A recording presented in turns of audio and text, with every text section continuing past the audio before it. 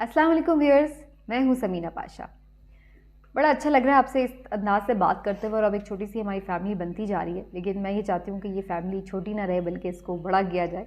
तो आप इस चैनल को सब्सक्राइब भी कीजिए और वीडियो को लाइक भी कीजिए और अपने हल्का अहबाब में भी इस बारे में बताइए और उनसे भी ये चैनल ज़बरदस्ती सब्सक्राइब करवाइए।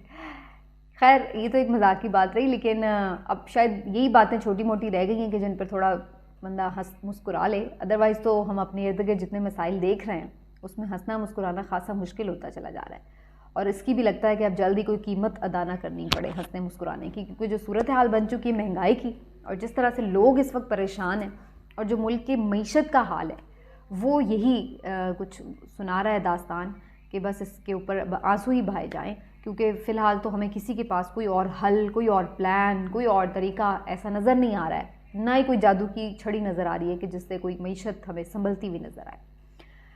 व्यूअर्स, ख़ास तौर पर मैं आज थोड़ी सी चीज़ें आपके सामने रखना चाहती हूँ मईशत के हवाले से। एक तो आप सब जानते हैं कि IMF के साथ जो मामलात हैं वो काफ़ी ज़्यादा खटाई में पड़े हुए हैं। IMF ने एक किस्त रिलीज़ करनी थी आगे चल के, लेकिन उसके लिए जो उनका एक पूरा पैटर्न होता है कि जिसमें वो मॉनिटरिंग कर रहे होते हैं और जो चीज़ें उन्होंने जिस तरीके से एडवाइज़ की होती हैं वो देख रहे होते हैं कि क्या वो उसी तरीके से उसी पैटर्न को फॉलो किया जा रहा है या नहीं किया जा रहा, और फिर उसकी बुनियाद पर वो जायज़ा लेके एक जायज़ा रिपोर्ट तैयार की जाती है और उसके बाद ही फिर वो चीज़ें जो हैं वो आगे बढ़ती हैं, प्रोसेस होता है और फिर वो नई किस्त को जारी करते हैं।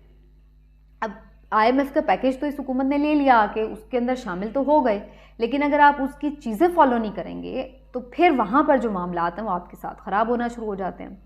IMF की जब आप डील में होते हैं तो उस वक्त जो दीगर दोस्त ममालिक हैं, जो आपके इत्तेहादी ममालिक होते हैं, वो भी आप पे ट्रस्ट कर रहे होते हैं कि भाई आप एक स्टेबल इकॉनमी हैं, आप अभी तक कोई डिफ़ॉल्ट के खदशे नहीं हैं, तो आप पैसे वापस करने की पोजीशन में होंगे, लिहाजा वो भी आपको कोई पैसे दे देते हैं, इन्वेस्टमेंट कर देते हैं, किसी भी मद में आपकी कुछ ना कुछ हेल्प कर देते हैं।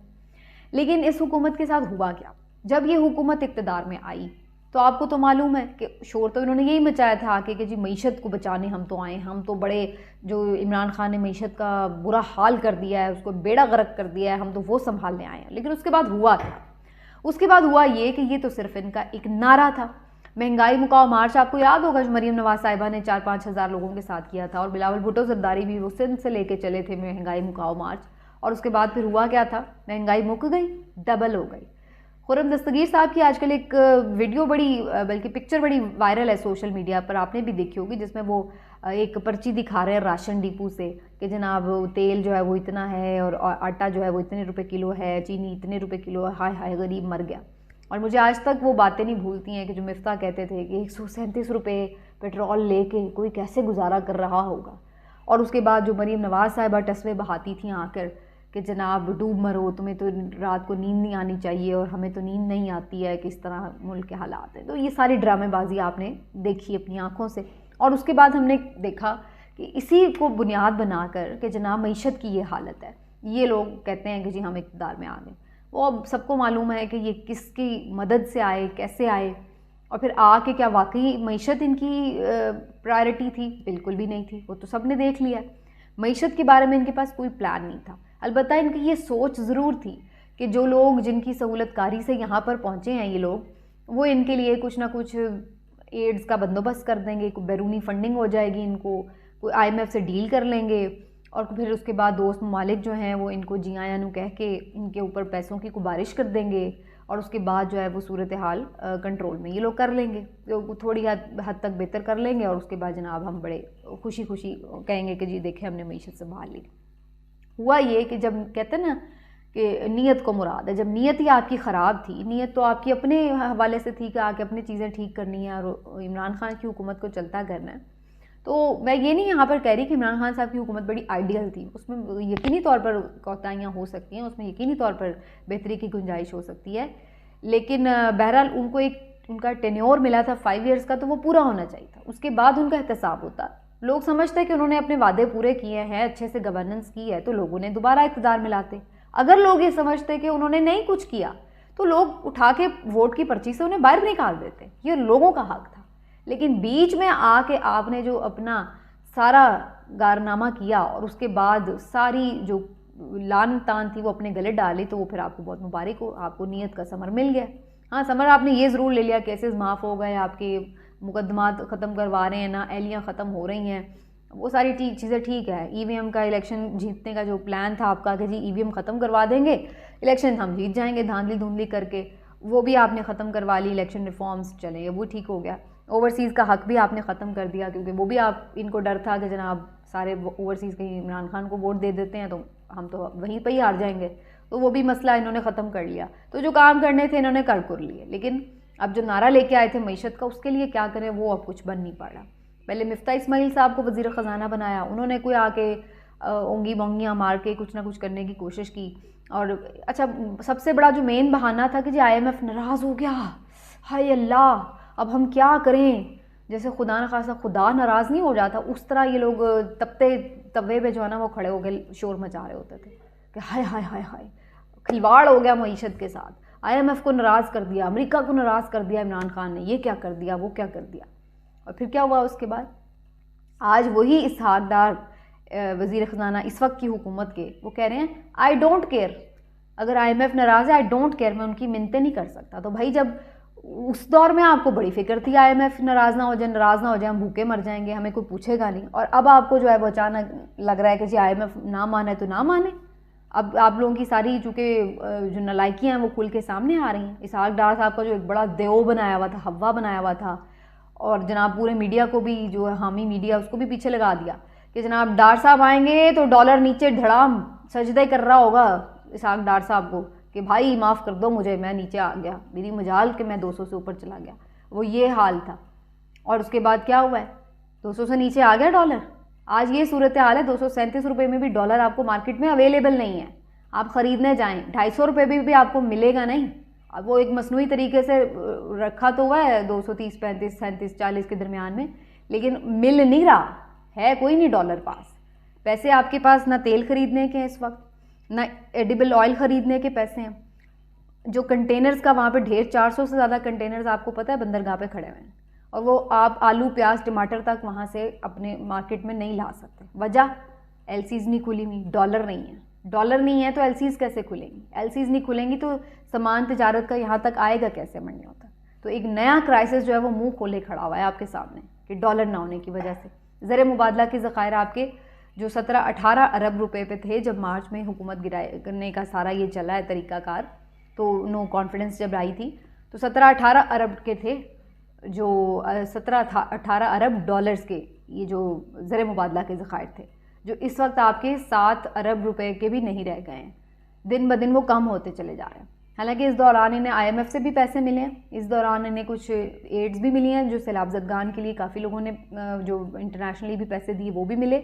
और उसके बाद फिर जो है कुछ ना कुछ सऊदीया भी चलो थोड़े से वो पैसे रखवा ही देता है, 3-4 अरब।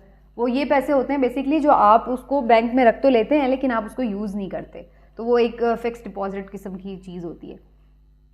तो वो सूरत हाल है, यानी वो कर्ज़ नहीं होता, वो पैसे हैं, वो जब उनका दिल करेगा, मूड ख़राब होगा, वो कहेंगे चलो भाई हमारे पैसे वापस करो, और फिर आपका जो ज़र मुबादला के ज़खायर में 7 अरब है वो उसमें से भी 4 ही रह जाएगा।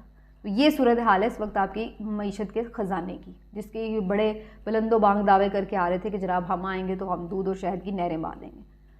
और ये सब चले, एक दो तरह की मईशत होती है ना, एक तो ये कि भाई आपने आम आदमी के लिए आसानी कर दी लेकिन जो मुल्की ख़जाना है वो सत्यानाश हो गया।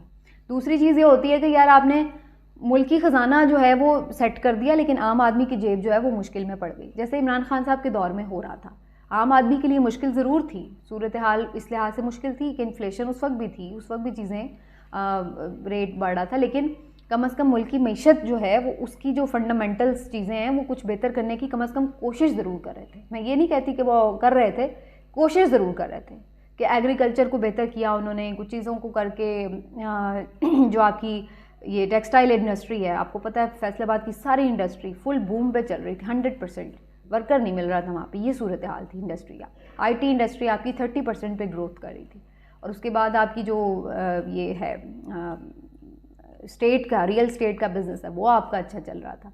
तो एक गर्दिश में आ रही थी चीज़ें, बहुत सारी चीज़ें थी, टैक्स कलेक्शन वगैरह थोड़ी बेहतर हुई थी, मज़ीद बेहतर करने की ज़रूरत थी, एग्रीकल्चर लैंड रिफॉर्म्स करने की ज़रूरत थी, वो होनी चाहिए थी। लेकिन ये क्या चीज़ें वो शुरू कर रहे थे, और आहिस्ता आहिस्ता उसके रिजल्ट्स मिल रहे थे। तो जो मुल्क की मईशत है वो बेहतर हो रही थी, लेकिन हाँ आम आदमी की जेब पर भारी थी। उसमें खैर कोरोना की भी एक बहुत बड़ी वजह थी, उसकी वजह से आदमी महंगाई थी, लेकिन उस वक्त तो कोई मीडिया भी सुनने को तैयार नहीं था, कोई बंदा भी सुनने को तैयार नहीं था। हर एक को लग रहा था कि बस इमरान खान नालायक है, इस वजह से जो है महंगाई है। उसके बाद अब ये लाइक आ गए हैं तो सबको बहुत मुबारक हो, जो उनके बड़े हामी गले फाड़ फाड़ के उस वक्त बोलते थे कि जी लाइक तजर्बाकार आ जाएंगे तो बड़ी दूध और शहद की नहरें बहरी होंगी। अब सूरत हाल ये है कि वो जो आम एक सफ़ेद पोश तबका था वो अब अपनी इज़्ज़त का भरम भी नहीं रख सकता, इस हालत तक आ गए हैं। डबल प्राइस हो गए हर चीज़ के, और अच्छे खासे भले चंगे लोगों को डिस्टर्ब हमने देखा है इस महंगाई से। हम सब खुद हुए, मैं खुद हुई हूँ, आप सब भी हुए होंगे यकीनन। ये यहाँ पर जो है वो सूरत हाल रही है मईशत के हवाले से।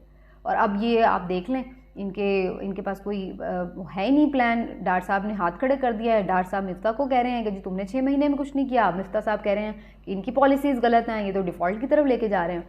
और अच्छा मज़े की बात ये कि इनका स्टैंडर्ड आप चेक करें कि मईशत बेहतर होने का इनका स्टैंडर्ड सिर्फ ये कि वाह वाह वाह वाह हम डिफ़ॉल्ट नहीं कर रहे। मतलब थोड़ी सी शर्म होती है, हया होती है। सिर्फ डिफ़ॉल्ट कर जाना ही मईशत की ख़राबी शो करता है। आपके बाद इजाद होने वाला बांग्लादेश आज कहाँ पर है, उसके रिजर्व्स आप देखें कहाँ पर है। इंडिया को आप देखें, उनकी इकॉनमी कितनी बड़ी है, और आप यहाँ पर सिर्फ इस बात पे डंके बजा रहे हैं कि जनाब हमने बड़ा कारनामा किया, हमने डिफ़ॉल्ट नहीं होने दिया। भाई डिफ़ॉल्ट तो वो मार्च में भी नहीं हो रहा था। उस वक्त तो 17-18 अरब के पाकिस्तान के पास ज़र मुबादला के ज़खायर थे, 6% पे ग्रोथ थी। तो उस वक्त कौन सा वो डिफ़ॉल्ट हो रहा था? डिफ़ॉल्ट तो आपकी माशाल्लाह तशरीफ़ आवरी की वजह से होना शुरू हुआ है वो। और अब आप उसी सारा वो जो आपने एक तमाशा किया, उसके नतीजे में जो पाकिस्तान की इकॉनमी बैठी, उसके बाद आप उसको संभालने के बजाय उसको डिफ़ॉल्ट होने से अगर बचाते हैं या किसी तरह बाकी आपकी हेल्प कर देते हैं कि चलो कम से कम इतनी बड़ी मईशत, इतना बड़ा मुल्क है, डिफ़ॉल्ट ना कर जाए, तो उस पर आप बगले बजा रहे हैं कि जी हमने बड़ा कारनामा कर लिया। ये सूरत हाल है। तो इस चीज़ को देखना पड़ेगा कि इनके पास कोई भी इस वक्त प्लान नहीं है, और आने वाले दिन पाकिस्तान के लिए बड़े ख़तरनाक है। मुझे तो ये क्राइसिस नज़र आ रहे हैं कि अगर एलसीज़ ना खुली, डॉलर इनके पास ना हुआ, तो लोग कैसे इन चीज़ों की परचेज़ करके इन्हें मार्केट तक पहुंचाएंगे। ये ना हो कि आटा आपको मज़ीद महंगा मिले। अब रशिया से ये ऑयल और गंदम इंपोर्ट करने की बात तो कर रहे हैं, वो भी अगर अमेरिका ने इजाज़त अब दे दी है तो उसके बाद इनकी थोड़ी हिम्मत हुई कि जाके बात कर लें। लेकिन अभी तो खैर मुआहदे शुरू भी नहीं हुए, कहाँ होंगे कब आएंगे वो तो बाद की बात है। लेकिन बहरहाल सूरत हाल ये कि जितने भी मुआहदे पे हों, सस्ते रेट पे भी हों, तो डॉलर होंगे तो भाई आप खरीदो फरोख्त करेंगे मार्केट में। लेकिन सूरत हाल ये कि इस वक्त इनके पास कोई प्लान नज़र नहीं आ रहा है। बहरहाल देखते हैं आने वाले दिनों में क्या होता है। अल्लाह हमारे मुल्क के लिए बेहतरी करे। आज के व्लॉग से इतना, फिर मिलेंगे इंशाल्लाह आपसे। अपना ख्याल रखिए। अल्लाह।